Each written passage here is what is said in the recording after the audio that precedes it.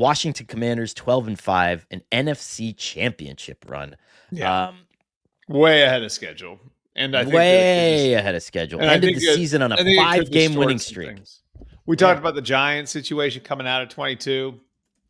I wonder how much it like what happened last year distorts where they are right now, So, but I think they're a good team. Like, don't get me wrong. I'm not saying they're not a good team, but and everybody should be really excited about the future there. Like, that's 100% the case. But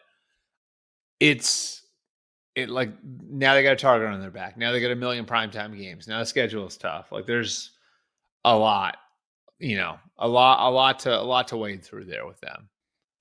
I can hear Commanders fans bashing their head against the wall and saying, well, Conor said that he was excited about Peyton Turner and Kenneth Murray and all those guys in Dallas, but he doesn't like, Deebo Samuel and Laramie Tunsil and Javon Kinlaw and Dietrich Wise and Jonathan Jones and Will Harris and all those guys in Washington. Fair. Fair. I don't know. We'll see how it works. My thing is, I'm trying to mold the fan base a little bit. I'm just trying to get them to the point, because you need to learn how to be good fans again. And when your team gets really good, and you can't turn out like Yankee fans, you can't turn out like Patriots fans. And so what I'm trying to do is I'm trying to knead the dough a little bit, and I'm trying to introduce the concept that this might not be a 12-win team next year that just races through the playoffs and everything's fine, that there might be a little bit of a struggle, and that, the magic that you had the first season with Ertz and then Bobby Wagner and guys like that doesn't necessarily get replicated. Austin Eckler, that doesn't necessarily just automatically get replicated no matter how good the head coach is. And that it could be fine, and that you could, so for me, I think that 10 wins is a good season. Again, I think that's a perfectly good, optimistic season. I think if you come through 10-win season with Jayden Daniels healthy, if you can put all this other, contractual stuff with McLaurin on the back burner, I think that, and just get out of this season with good vibes, I think that's a great year. I don't know about you. I agree. I think playoffs, just make the playoffs again. Just make the playoffs. Just make the playoffs again. The schedule's difficult again.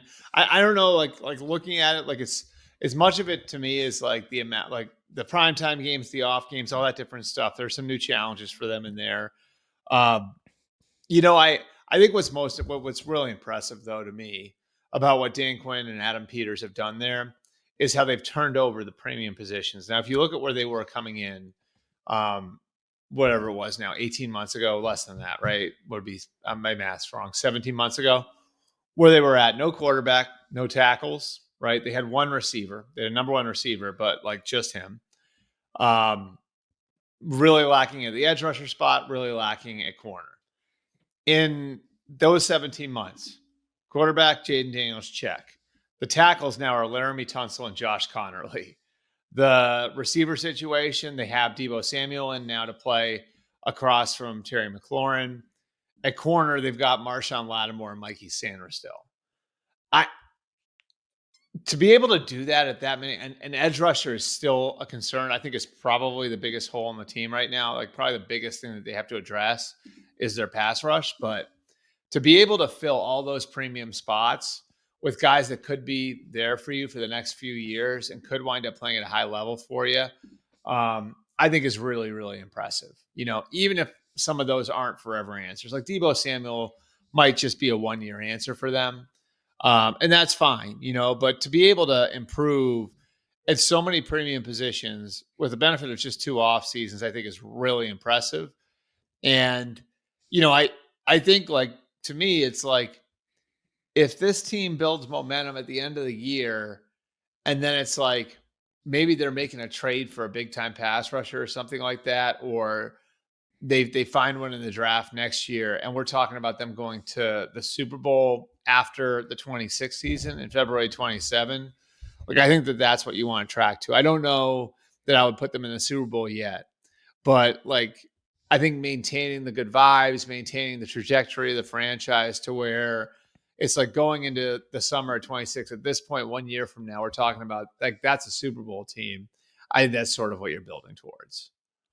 I want to see them, and I'm not saying by bringing this up, I'm not saying that they haven't done it, but you have a couple interesting players that you drafted high, like you said, like Mike Sandersill, Jerzon Newton at Yeah. defensive tackle, and I want to see those players, like the other guys, Ben Sinnott from the 2024 draft, Right. where you want to see them really start to rise and start Yeah. to take valuable snaps and to start becoming.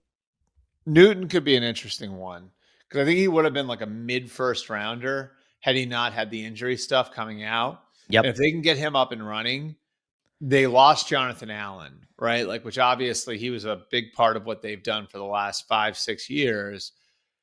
Like, could Newton wind up being a real impact guy for them in a He is so rotation fast off the with line of scrimmage, yeah, and he can break down, he can play the run.